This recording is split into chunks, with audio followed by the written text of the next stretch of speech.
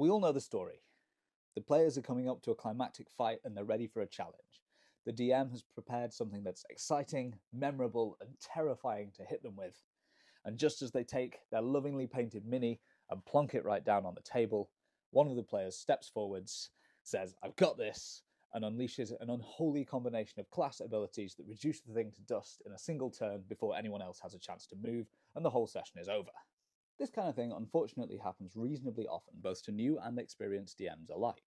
And while it's not always a ranged character that's causing the problem, there are a few features of ranged combat in D&D that make those characters a little bit more prone to min-maxing and a little bit more dangerous to DMs who aren't used to dealing with them. And in fact, this is so common that it seems to be the case that Wizards of the Coast are reluctant to give as many options and as many varieties of builds for ranged characters that aren't at least a little bit underpowered. And I have a confession to make, because I've been making this worse. I spend a lot of my time making videos for the archers and the ranged players to throw at their DMs as evidence for why they should get a cool thing. So now it's time for me to give something back. As a DM, a player, and an archer, here is my guide for how to deal with archers in your game. Not as a way to promote conflict between DMs and players, but as a way to find a nice balance that gives everyone something fun and challenging to do, while not letting one player run off with the whole fight encounter. And if you are a DM and you're looking to challenge your players with new encounters or inspire your world building with something a little bit different, I genuinely recommend checking out the Field Guide to Floral Dragons by Hitpoint Press.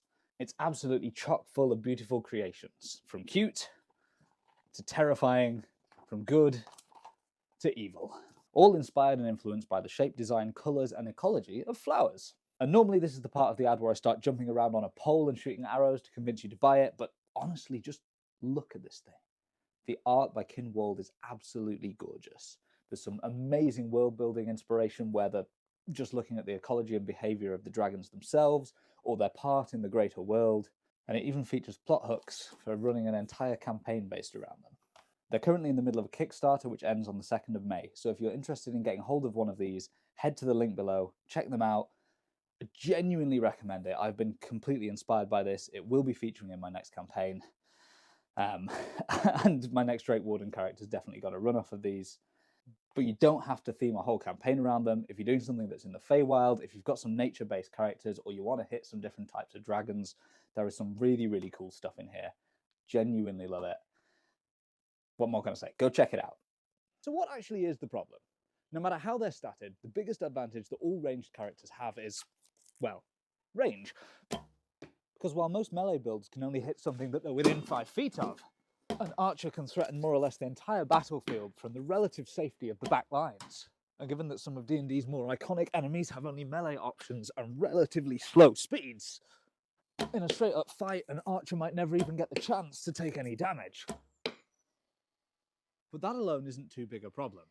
An archer has disadvantage on attacks against anyone within 5 feet of them, and risks an opportunity attack if they leave, while things like cover can make it harder to hit an enemy.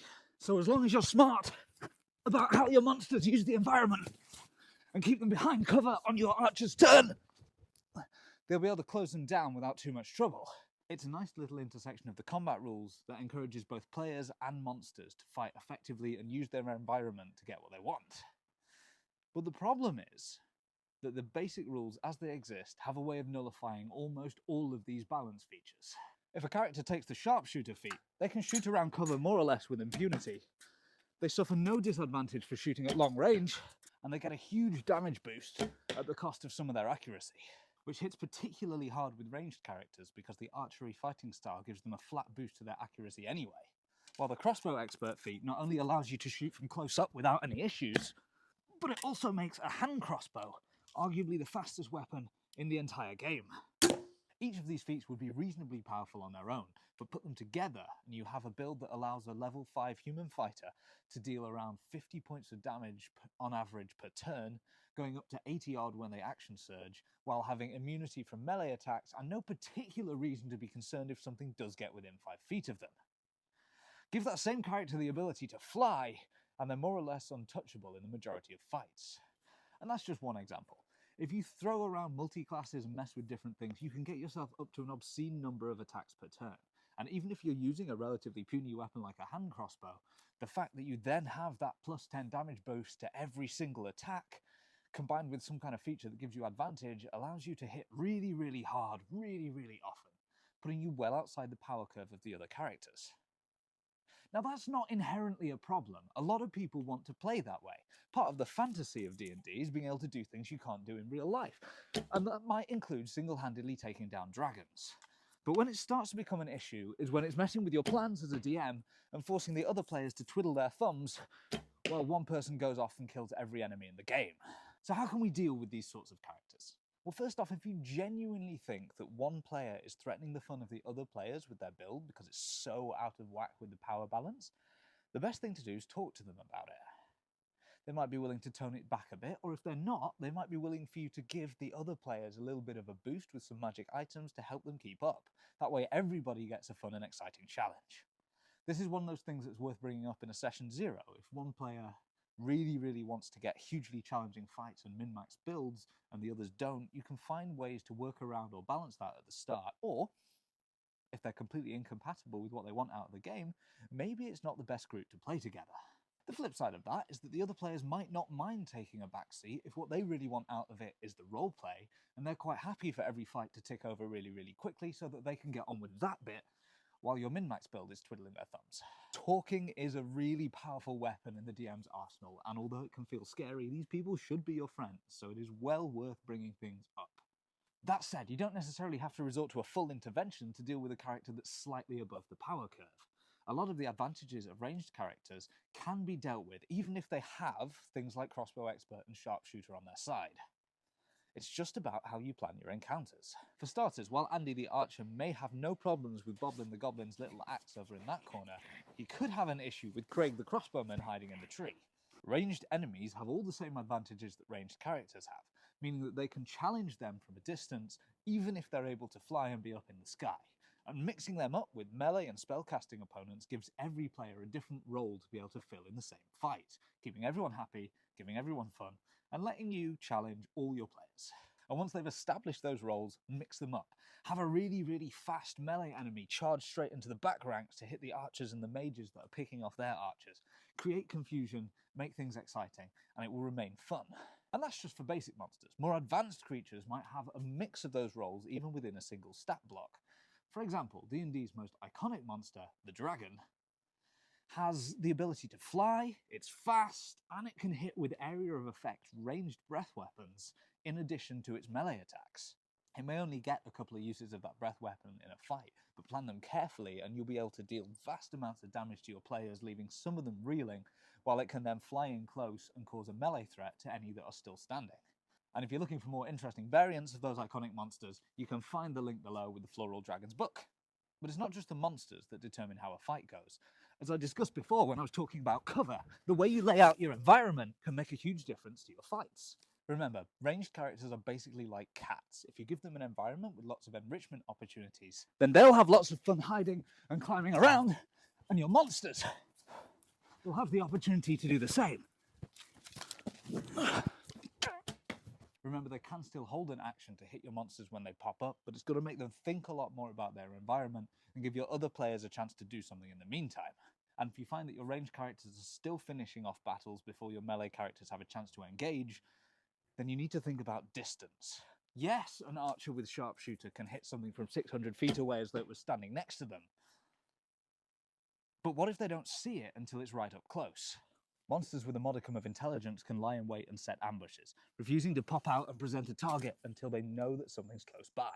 Just remember, this is a world where lots of things have dark vision, so nobody is ever going to just hide in a dark room and assume that keeps them hidden. Give them things to hide behind, use the cover, and make your world 3D. And then when a fight does break out, the thing they were hiding behind becomes great cover and environment for the battle itself. But what, I hear you cry, about flying archers? Because it's all well and good hiding behind something, but if they're 600 feet above you raining down arrows, how do you deal with that problem? Simple, you knock them prone. Remember that if a character's flying and they can't hover, knocking them prone will send them falling to the ground. If they are well out of your reach, they are going to take a bumload of falling damage. This can be done by an enemy archer with a couple of levels in Fighter and the Battlemaster feature, or a flying enemy that runs up, tackles them, and throws them to the ground. You don't have to do it every single time, but just do it often enough to put the frighteners up them and make them remember they're not completely invincible. Alternatively, have all your bandits just go and hide inside a shelter until the flying character comes down. You don't have to fight something just because it's there. Incidentally, you can solve both the issue of absurdly long range and flying characters by weaponizing that most simple of features, a dungeon. If your battle map is only 60 feet across, it's very hard for a character to stay out of melee range for any length of time. And it is a classic feature of the game to fight in cramped spaces. It's what it's designed for, and it's why the balance of these characters exists. Remember, all of these tips are ways to try and challenge a character who you're otherwise struggling to give a challenge for, while allowing your other characters something to do. If you're just doing this to punish the archers, then you might want to have a little think about why you're doing that, because you and your players are not meant to be enemies in real life. It's just in the game. You might send somebody after the famous archer that's been wiping out all their friends, but you don't want to do that every single encounter. If you're just consistently targeting them to allow them something to do, then you've just swapped around who's having fun at the expense of who, and you've not necessarily solved the problem. Mix things up, change them about, balance them, and you'll make a much more fun game for everyone. Which should include you. Remember, when the fun stops, stop. So that's all stuff you can do in a combat encounter to change the way that your enemies are able to survive long enough to deal damage. But there is another thing. Not every encounter has to be, or even should be, combat. So if you've got a character that is absolutely stacked for combat, one of the easiest ways to deal with that is to not make everything fighty. Maybe when you see some figures approaching in the distance, they turn out to be friendly travelers that just want to talk, or people who are involved in a quest, or nobles that might reward you. That gives your bard and your talkie characters something to do. Or maybe you walk into a room and there's just a puzzle there, and you can't fight your way through it, and that gives your wizards and your intelligence builds something to do. Or maybe you do all of them at once. You're in a fight encounter, sure, but over in that corner are some harmless NPCs that you've been paid to save. And over in that corner, there's a bomb that's going to go off within 30 seconds if nobody does anything about it. And sure, this monster here with his bow can launch 8 million arrows and defeat every single enemy on the field, but that doesn't disarm the trap that's going to lower the baby into lava. And there might be a murder hobo who doesn't care about that, but they won't get their reward. And that bomb over there is still going to need a spellcaster to figure out the runes on the outside of it. Give everyone something to do. Every character has strengths and weaknesses, and by hitting the weaknesses of one character, you can give the other characters a chance to shine. Just remember to also hit the strengths of that character sometimes. So if you're gonna target the archer with a debilitating spell one turn that leaves them paralyzed for a whole fight, maybe the next fight throw them a bone and let them have 30 goblins they can shoot up in 5 seconds. Likewise, if you notice that the fighter didn't manage to get a hit in because all the enemies were dead by the time they got within range, consider having an ambush that jumps right out in front of them next time. By changing up the weapons your enemies use, the types of enemies you use, the types of environments you use, and the types of challenges you pose, then you can create fun and exciting encounters that will challenge all of your players and give each of them a role to play. Which means that you, as a DM, will feel like you're doing your job well, which is generally my main source of satisfaction in life. But let's gloss over that, that's one for the therapist. So fire up your monster manuals, grab some markers for those battle maps, go out there and kick some archer ass. Then come home, tell Wizards of the Coast to give us some decent archer subclasses, and subscribe to me. See you all next time.